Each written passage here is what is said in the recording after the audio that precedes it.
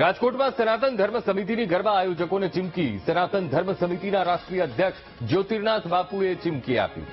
બિન હિન્દુઓને મંડપ કે અન્ય કોન્ટ્રાક્ટ ન આપવામાં આવે તેવું કહ્યું અને સાથે પણ કહ્યું કે પાસ વિતરણમાં આધાર કાર્ડનું ચેકિંગ કરવામાં આવે. ગરબાની અંદર આવતા દરેક વ્યક્તિને તિલક લગાવવામાં આવે.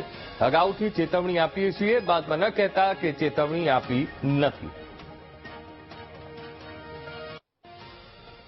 અમારી માંગણી એ છે કે કોઈ પણ ગરબા આયોજક પરધર્મીને મંડપ ડેકોરેશનનું કામ ના આપે. બીજા નંબરની માંગણી એ છે કે અત્યારે જે પાસ વિતરણ ચાલુ થયું છે તે આધાર કાર્ડ ચેક કરીને આપવામાં આવે. એમાં પણ પરધર્મીને આધાર કાર્ડ પાસ ન જાય તેનું ધ્યાન રાખવાનું.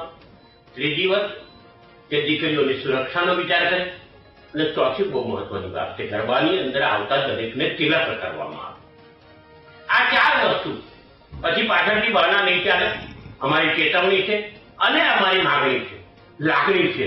સમગ્ર સનાતન ધર્મના લોકોની માંગણી છે કે આ રીતનું કાર્ય. અને પાંચમી બહુ જ મહત્વની વાત એ છે કે ગરબાની અંદર ફોક ડાન્સ એટલે કે ગરબાની અંદર લોક સંગીત વગાડવામાં આવે, નાટ્ય ફિલ્મી ગીતો વગાડવામાં આવે.